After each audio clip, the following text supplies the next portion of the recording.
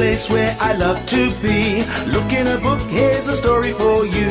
Who makes stories when the day is through? Who makes stories when the day is through? Story makers, working through the night till the rising sun. Story makers, stories are fabulous, stories are fun. Milton, Wordsworth, Shelley and Jackson, working through the night till the rising sun. Story makers, stories are fabulous, stories are fun. Come and be a story maker.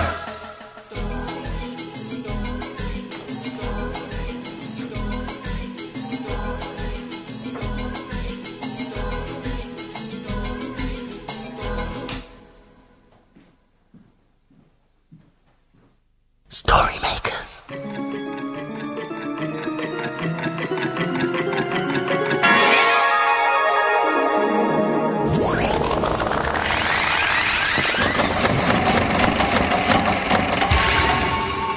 Story makers. It's midnight. Hello. has everybody gone?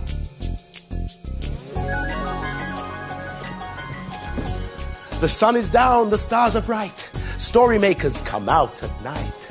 Milton, Wordsworth, story maker and magical maestro, at your service. 1, 2, a brush for you. 3, 4, there's some more. 5, 6, brushes on sticks. 7, 8. Jackson! What? What are you doing? I'm the painting monitor. What's that? Oh, it means I have to look after the painting area and keep it tidy. Oh, can I be a painting monitor too? Oh, no, Jelly. There can only be one painting monitor. Oh, okay.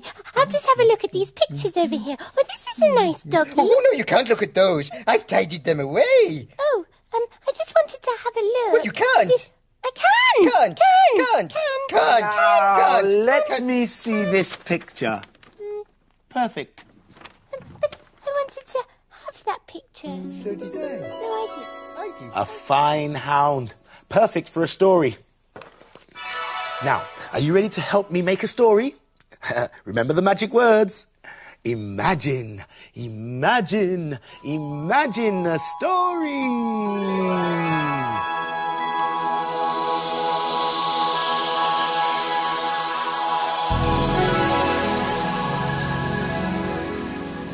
It's a playbook.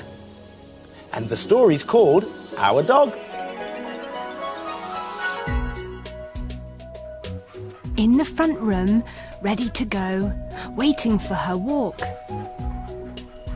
Our dog, Abigail.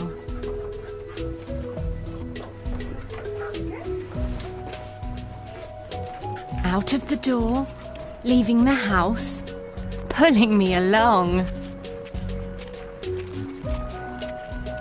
Down on the path, trotting along, next to the river. Looking around, having a wash, annoying the swans. Careful, Abigail. Out in the park, running and jumping and fetching a stick. On the way home, mouth open wide, tongue hanging out. Back in the garden, playing some more with her favourite toy.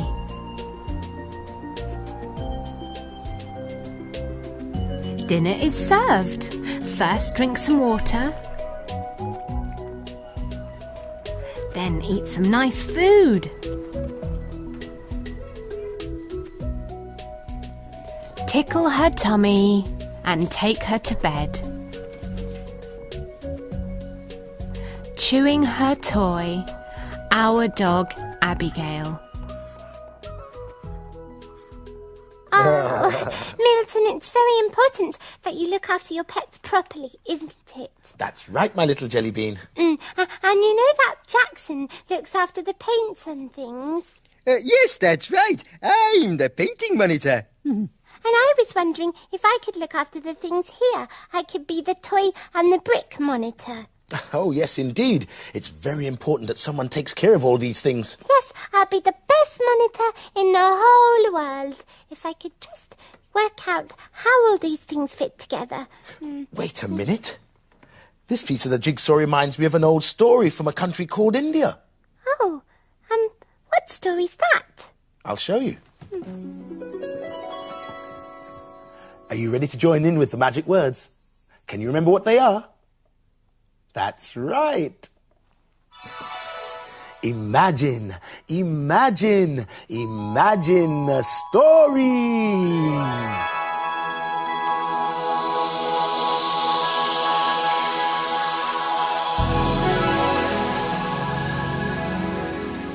It's a tale from Faraway, and it's called The Dobhiwallah's Donkey. The dobhiwallah walked home after a long day washing clothes. He ignored his dog and his donkey who were tied up outside his hut and went inside to eat a huge dinner. He ate until he could eat no more and fell asleep at the table. The dog and the donkey were very hungry. Their tummies hurt because they were so empty. Now they would have nothing to eat until the morning. They fell asleep dreaming about food they would never eat. When all was quiet, apart from the snoring of the greedy dobhiwallah, a thief crept past the dog and the donkey and slipped into the dobhiwallah's hut. After he had taken all he could carry, the thief slipped out of the hut again and crept past the dog and the donkey once more. The bag he was carrying was very heavy, so he set it down and rested for a minute. The donkey awoke. "Look, a thief is carrying off our master's goods. Bark, dog!" "Wait, master!" The dog, who was half asleep, said, "Why should I? He neglects us so badly, he deserves a fright. He should look after us a bit more." "How can you let the master down, you ungrateful animal?" "Huh," said the dog. "You think I should be grateful for being neglected?" "Then I must wake him myself," said the donkey. "I had better be quick." The donkey held his head back and brayed very loudly. "Eeyaw! Eeyaw!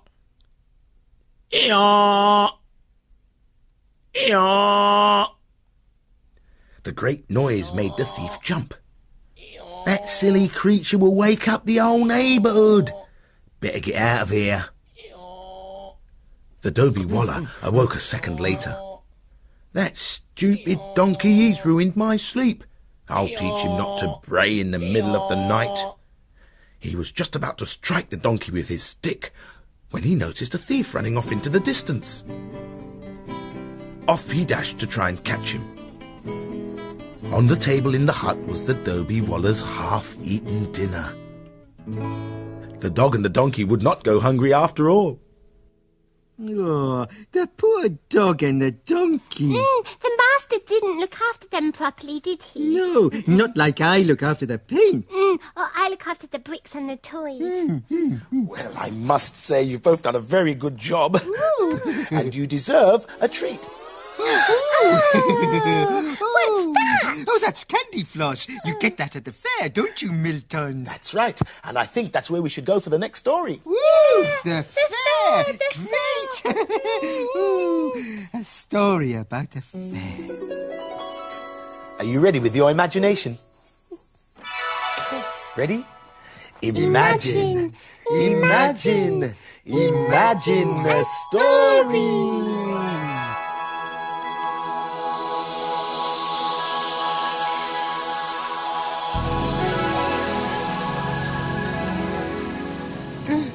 It's a blue cow story. I love Blue Cow. Blue Cow and the Roundabout Horse. In a field not far away is a herd of cows grazing quietly. One of the cows is most unusual. Blue Cow wonders about the big world beyond her field. One day, Blue Cow heard beautiful roundabout music on the breeze. I wonder what it would be like to be a horse on a carousel. She's off again, said the other cows. So Blue Cow caught the bus that stops beside her field. I'd like a ticket to a roundabout, please. There you go, madam. Hold very tight. And they set off for the fair.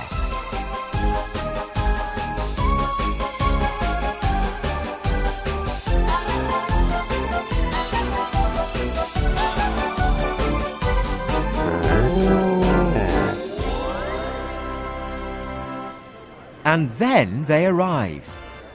When Blue Cow got off the bus, she could hardly believe her eyes. Hello, glad you could come. A jolly-looking carousel horse with the name Bob painted on its side leapt down from the carousel. Come on, Blue Cow, I'll show you around. Would you like a ride on the spinning teacups? Bob said. Ooh, yes, please, giggled Blue Cow. The next thing she knew, she was spinning in a beautiful cup. When it stopped, she felt quite giddy. Next came the House of Fun, with its crazy mirrors that made Blue Cow look very funny. Ooh, look at my long neck, she grinned. I look like a blue giraffe. What would you like to do now? Asked Bob kindly. Well, Blue Cow thought for a moment. I would really like to be a carousel cow. No problem, Bob smiled. Blue Cow stood proudly on the carousel next to Bob. Oh, please can I have a ride on the Blue Cow, Mum? Asked a girl called Rosie. And on she jumped. The music started and the carousel twirled, slowly at first and then faster. Hooray! Cheered Rosie. Moo! Cheered Blue Cow. And they both had the most wonderful carousel ride ever.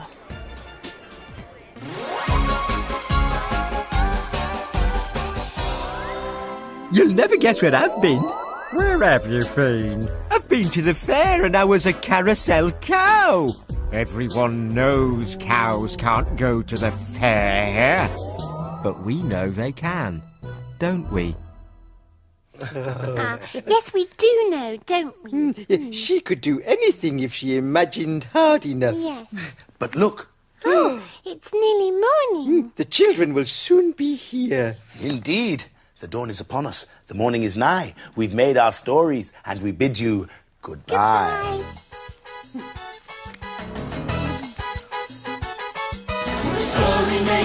Story makers, working through the night till the rising sun. Story makers, stories are fabulous. Stories are fun. Bye, story makers. See you again soon.